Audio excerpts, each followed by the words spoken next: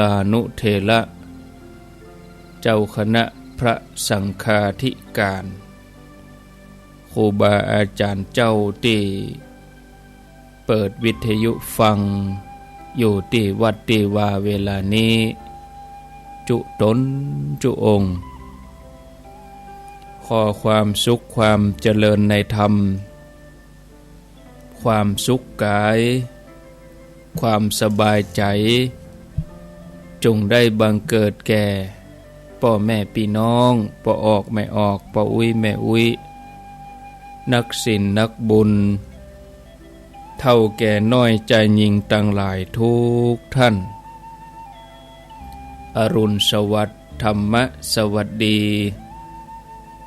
สวัสดียามเจ้าศรัทธาญาติโยมท่านผู้ฟังยินดีต้อนรับเข้าสู่รุ่งอรุณวันใหม่ปะกันเจ้านี้เป็นเจ้าของวันพุธที่17เดือนมีนาคมพุทธศักราช2564วันนี้เป็นวันเดือน7เหนือขึ้น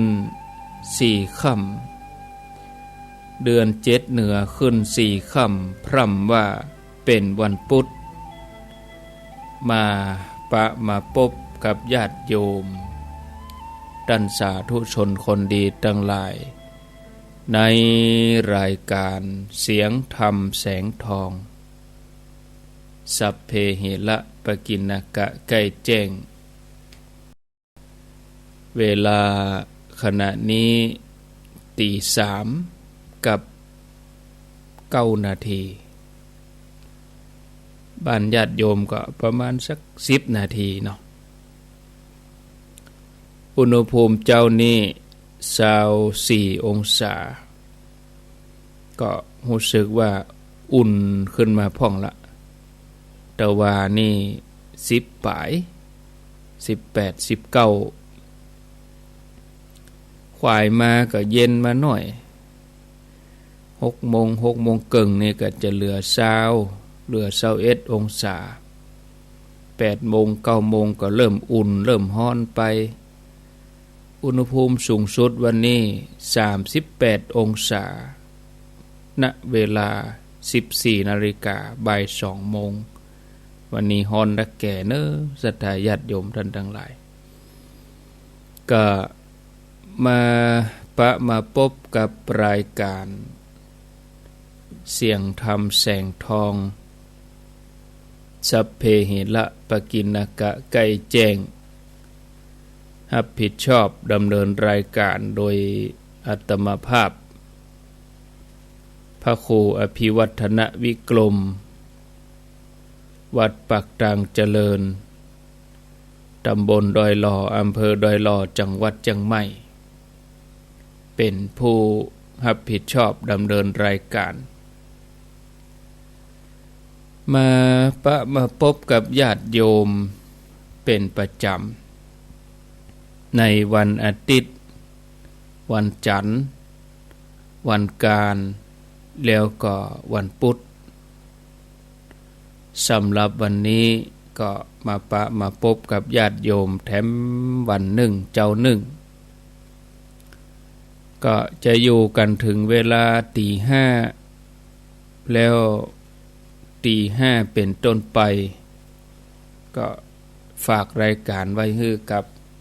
ท่านชัยวัฒน์นาคเสโนหรือว่าตุลุงยองส่วนสถานีที่ไฟหินตีห้าก็จะเป็นรายการพระคุณเจ้ารูปอื่นตนอื่นไปแล้ววันนี้เมื่อวันตอนบ่าย3นี่อาตมาภาพก็บ่ได้มาเข้ารายการ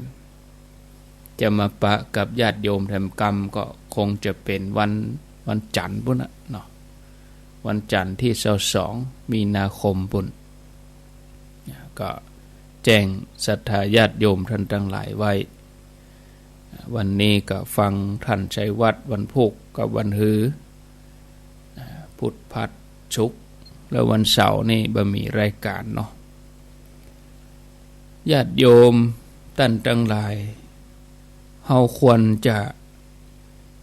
เตือนตัวเองอยู่ตลอดเวลาว่าเฮาเกิดมาเพื่อแสวงหาทางพ้นทุกข์ไปสู่ความสุขอันที่แท้จริงตราบใดที่เฮายังบ่หมดกิเลสเฮาก็จะต้องวนเวียนอยู่ในสังสารวัฏถ้าเฮาอาศัยการปฏิบัติธรรมขององค์พระสัมมาสัมพุทธเจ้าเพื่อจะให้จิตใจของเฮาเบาบางขจัดกิเลสอาสวะให้มันหลุดออกจากใจ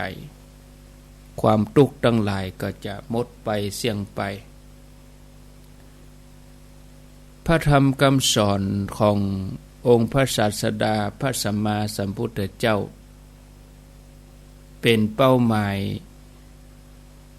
ของทุกคนที่อยู่ในโลกนี้จะปฏิบัติให้เข้าถึงได้นั่นก็จะต้องเริ่มต้นจากการฝึกฝนจิตใจให้สะอาดบริสุทธิ์ผ่องใสเป็นประจำเหมือนอย่างญาติโยมเขาท่านทั้งหลายตื่นมาเจ้าก็สดชื่นเบิกบานเปิดวิทยุฟังรายการธรรมะก็เหมือนการเปิดต้อนรับสิ่งดีๆเข้ามาสู่ในจิตในใจของเฮามนุษย์เฮาเกิดมานี่เหมือนกันคือเกิดมาจากท้องแม่แล้วที่สุดก็ไปสู่จุดเดียวกันนั่นคือการพลัดพรากจากกันไป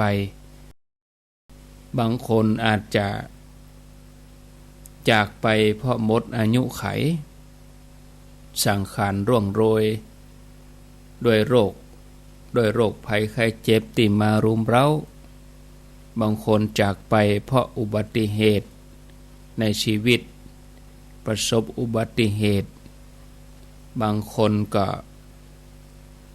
ประทุษร้ายตัวเองบางคนก็ไปทำให้คนอื่นแล้วก็ยังมีการพลัดพรากชนิดอื่นแถมมีนักมากมายซึ่งการพลัดพรากจากกันโมนี้บ่ได้มีนิมิตหมายว่าจะเกิดขึ้นเมื่อใดเวลาใดจะเลือกไปอย่างใดก็บ่ได้บ่มีไผบอกได้ว่า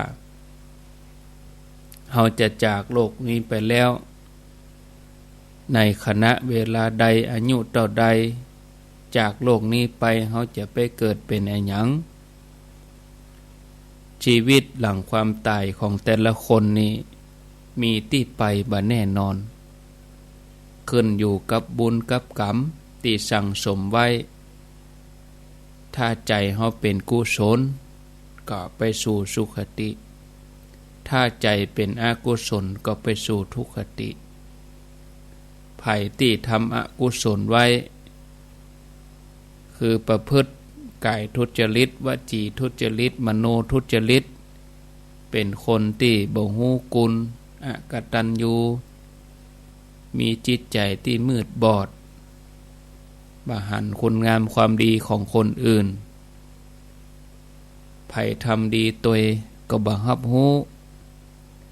บ่เท่าแต่นั้นก็ประทุษร้ายต่อผู้มีกุลคนอย่างนี้เปิ้นฮ้องว่าเป็นคนที่บ่ฮู้กุลเป็นคนเนรคุณแผ่นดินที่หนา 240,000 โยชน์ก็บ่อาจจะรองรับคนที่มีกรรมนักอย่างนี้ธรณีก็จะสู่ไปสู่อเวจีมหานรกญาติโยมท่านทั้งหลายปัจจุบันนี้เฮาก็จังได้ยินเกี่ยวกับภัยพิบัติที่เกิดขึ้นจากแผ่นดินไหวเกิดจากแผ่นดินที่แยกออกจากกันรถกาคนกาตกไปทั้งลุ่มแผ่นดินถล่มกาภูเขาถล่มกา บางทีก็เสียชีวิตกันเป็นร้อยเป็นพันสมัยก่อนก็มีเหมือนกันคนที่โดนแผ่นดินสูบคล้ายๆลักษณะอย่างนี้แต่ว่าสูบลงไปลึกถึงอเวจีมหานรกเหตุการณ์นี้จะเกิดขึ้นกับคนที่ทำบาปทำกรรมไว้นักครั้งหนึ่งโพธิสัตว์เจ้าถือกำเนิดเกิดเป็นช้างอยู่ในหิมวันตะประเทศเป็นพญาช้างตาถึงสองข้างนี่สวยงามเหมือนแก้วมณีมีร่างกายที่สง่าราศีงดงามพญาช้างโพธิสัตว์เจ้าปกครองบรรดาบริวารช้างถึง 80,000 เชือกอยู่ร่วมกันอย่างมีความสุข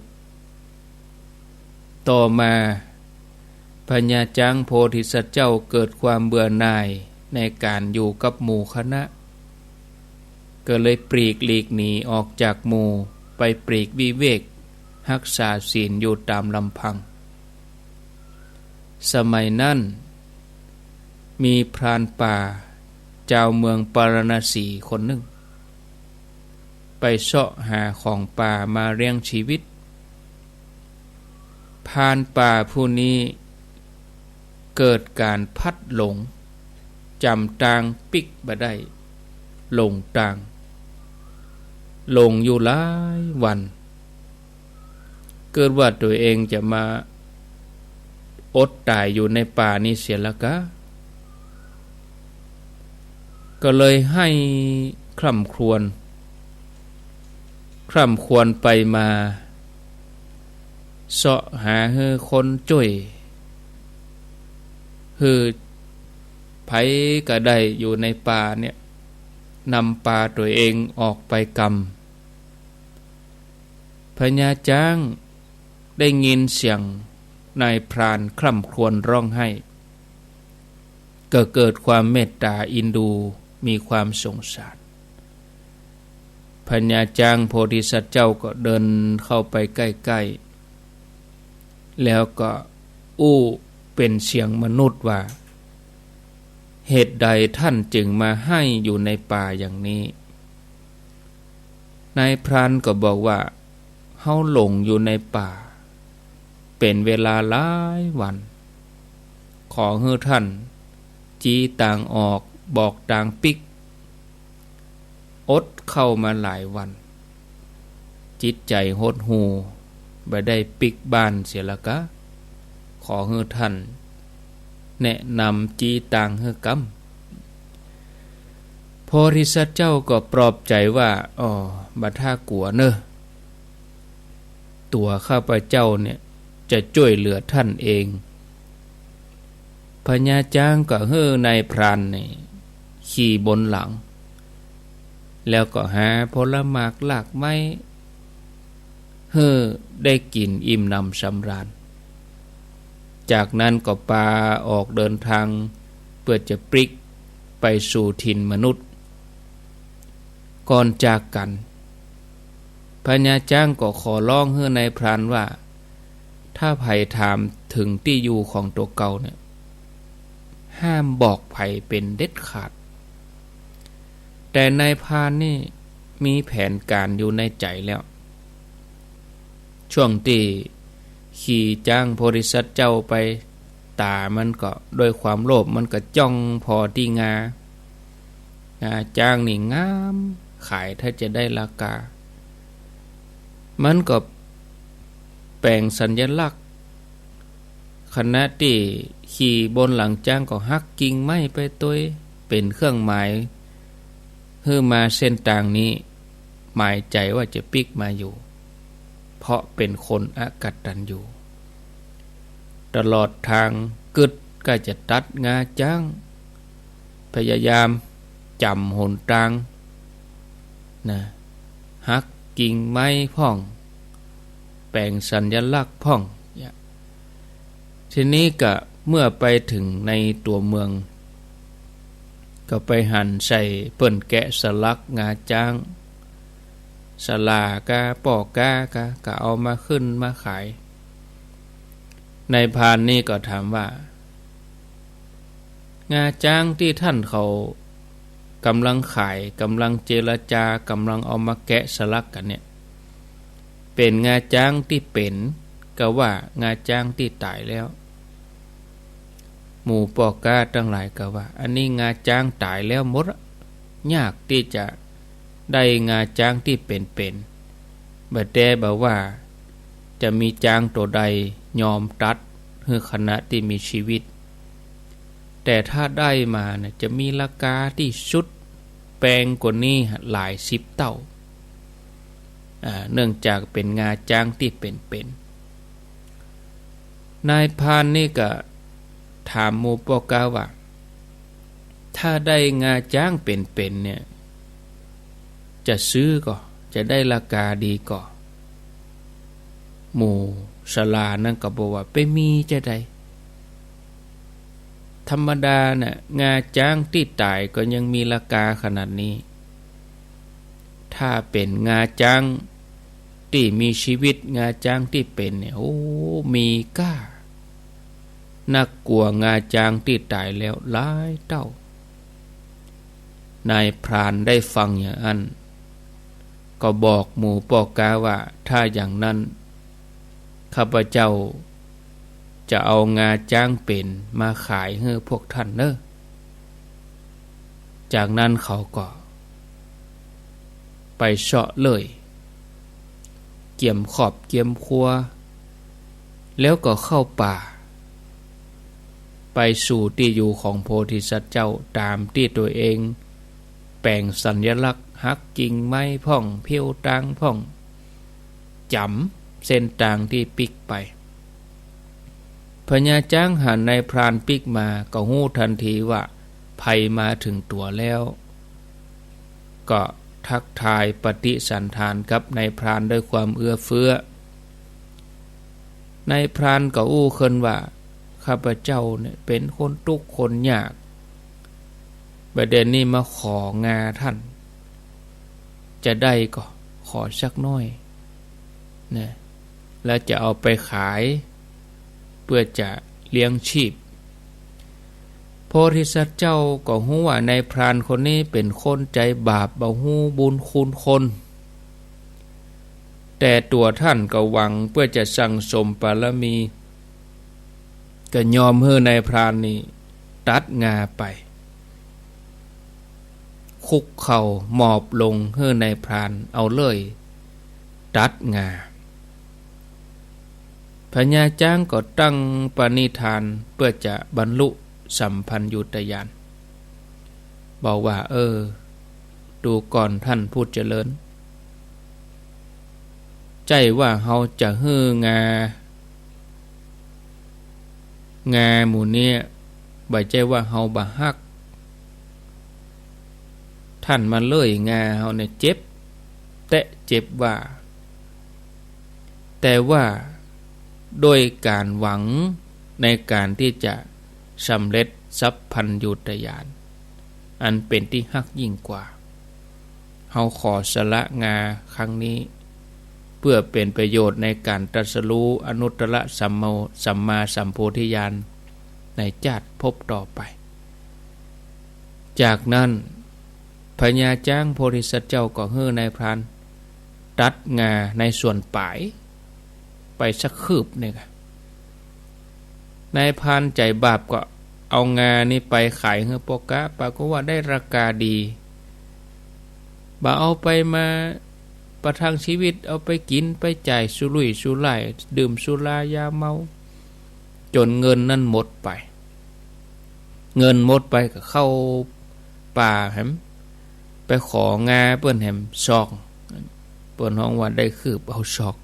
เปิ้นฮื้อไปคืบแล้วอันเดนี้อันนั้นมันบ่พอนะจะมาขออันที่ขายไปนะใจนี่หมดแล้วบ่พอมาขอส่วนที่เหลือบัดนี้จะเอาไปลงทุนค้าขายโพธิสัตว์เจ้าก็ยอมให้นายพรานตัดงา แล้วก็อธิษฐานเพื่อจะได้เป็นสัพพัญญูตญาณได้เป็นพระพุทธเจ้าในอนาคตการส่วนนายพรานนี่เมื่อเอางาไปขายแล้วก็เอาไปกินไปเล่นสุรุ่ยสุร่ายปีกมาขอครั้งที่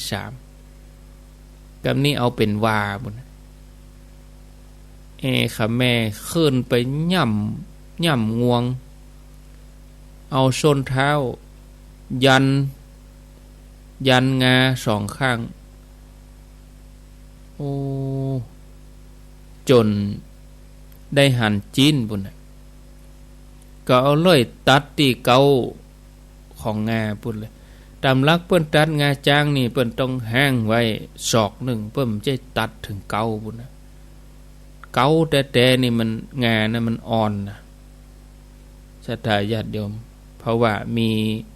จีนมีหนังหุ้มอยู่แต่ว่านายพรานนี่ค่ะแม่ขอโทษนะเอาตีนยันจนกุ้งปากปุ่นจีนจนประฉีกตัดตีสนับงาลงมาจากกระพองค่ะแม่เอาเลยเขาตัดเลือดก็ไหลโ